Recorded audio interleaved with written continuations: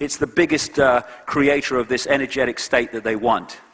The Matrix talked about feeding off human energy and all the rest of it, turning humans into batteries. And that's what we're looking at in terms of the way the society is created. There are many physical underground areas which have been reported to contain reptilian and non-human entities, and I'm sure that's true within this reality, within visible light, but it's the ones that are just outside that seem to be the cause of this. There are many reptilian entities that seem to be very benevolent too. But the foundation of it all is puppet people. Without this, none of this other garbage could actually happen. That is prime. And the idea is to constantly take us in the wrong direction, make us misunderstand ourselves and reality so we act in the ways that suit them, to be in this bewildered state. World is crazy, we think it's sane. So, God, I wish I had till midnight, could keep going.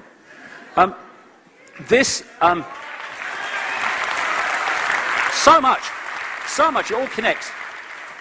So, it seems to be a bewildering world, and totally chaotic.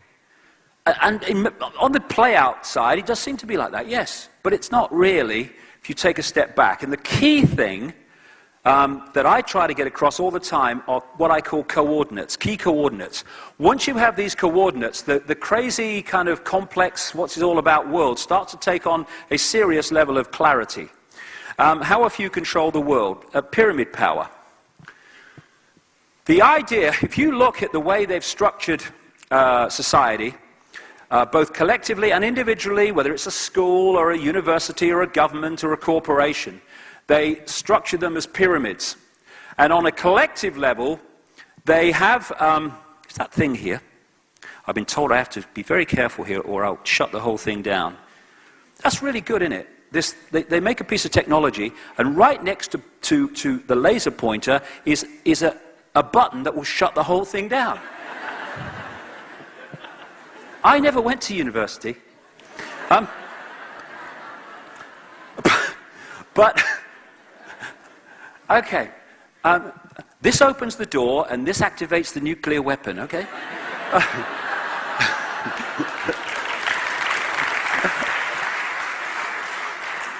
The way they've structured is to hoard the knowledge, this advanced knowledge, both of what we'll be talking about now and what we talked about in the first section, in the highest levels of these pyramid structures that they've created. Every organization virtually today is a pyramid. You've got the few at the top who know what the game's really about, and as you come down from those few, you meet more and more and more people in these different structures, but as you go down, they know less and less and less about what the organization's really about. They're just going in, making their contribution, and going home. They don't know how their contribution locks into this contribution and that contribution, again, all innocent in and of themselves, to create anything but an innocent picture. Only they know that. So what they've done is hoarded the knowledge, not least through the secret society network, and they've sucked as much of that knowledge out of circulation as they can. And their nightmare now is it's started to come back. Too bloody bad. Guys, it's about time. And this guy, Albert Pike, who was a Freemasonic god in America in the 1800s, Sovereign Grand Commander, Mother Supreme Council of the World, and all this stuff, they love their titles, these people. Pathetic. And he wrote this. This was in a book for Freemasons. Fictions are necessary to the people, and the truth becomes deadly to those who are not strong enough to contemplate it in all its brilliance. In fact, what can there be in common between the vile multitude and sublime wisdom? The truth must be kept secret, and the masses need a teaching proportional to their imperfect reason. That's what they do, is hoard the advanced knowledge and give us a fake version of reality. And this is the structure which shows, and I'm probably being bloody optimistic where I put these people. These are the levels of presidents and prime ministers and head of NATO and stuff. This is where, within the bloodline network and the shadow people right at the top, you never see, this is where the real power is. And these people who appear to be in power are actually just vehicles to introduce what is decided there into mainstream society. George Bush is a classic. Oh, hey, there he is, synchronicity. He's the next one. So people said, George Bush is big brother. What? You can't tie his shoelaces. No, he's not big brother. He's just a front man. And if you are in the public eye as a president and prime minister, you are by definition a front man. They don't put their key people there. They put gophers there. They might be in on it, a lot of them, and some of them don't. They're just manipulated, and some of them just want power and will do anything necessary for it. So they'll say, you know, we'll put you in power if you do this. Okay, and so they'll become prime minister or president. And so now it's no different. This guy reads teleprompters better than George Bush did, but apart from that, policy is pretty much the bloody same, hidden by rhetoric. And in every country, including Australia, Britain, everywhere, you have overwhelmingly two parties, usually, that have any chance of forming a government. And so people think, oh, we're going to change to them now, we'll change to them now. But the same force controls both sides, so whoever's in power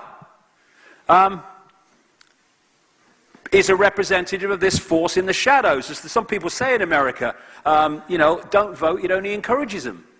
You know, I've not voted for years, it's a waste of time. Do you want this mask on the face or do you want that mask on the face? No, thanks. I'll go home, thanks, have a cup of tea. Do a lot more good than voting for either of them.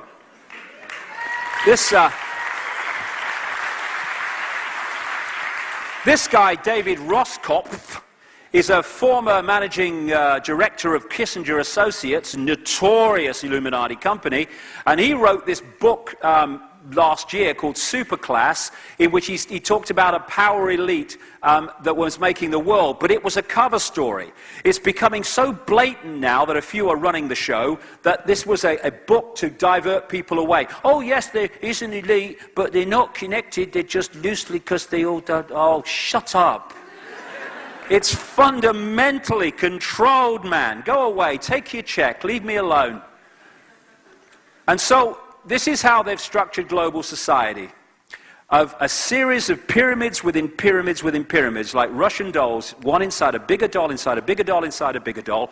And so in the end, all these different pyramids of media, banking, politics, education, media, religion, all the rest of it, intelligence agencies, the pharmaceutical industry, all of it, they all are pyramids, and eventually they all answer to the same pyramid peak, which are these Illuminati families. And through this structure, they can put down from that point the same policies of incessant centralization of power and other changes in society, which here, as we experience them, seem to be coming from unconnected groups and institutions and places of society, when if you go to that point, they're all coming from the same point, and that's why it's so coordinated, and that's why now it's happening so quickly, because it's so coordinated. So what you have is one force manipulating in the play-out world of the daily experience, often apparently people in conflict with each other. It's all a game, it's all a mind game. This is the movie I talked about earlier, and this is the secret agenda that manipulates the movie to manipulate human perception in the same way that we've seen here in that image. And these people, in the end, are just puppets of this force. And like I say, I'll just go back on that one, but only quickly.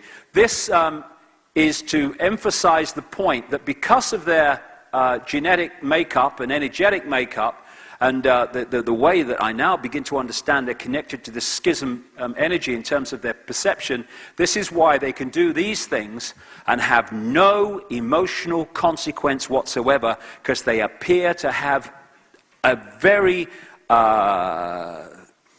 low, at least low, sometimes non-existent level of empathy with the consequences for others of their actions.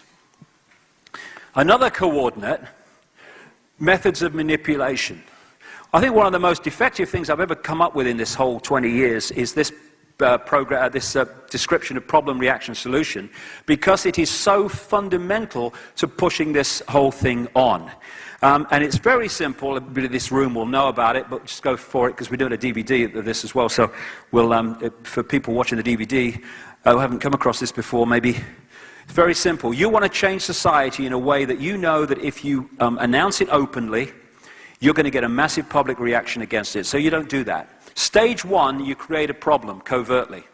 You get someone else to be blamed for it. It could be 9/11, it could be a government collapse, it could be the economic crisis we're having now, it could be a war.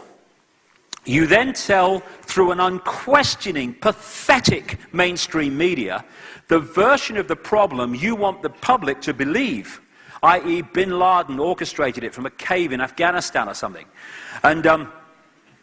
And if we had a media worth the name, problem, reaction, solution would collapse. Because at this point, they would investigate the official version, find it was a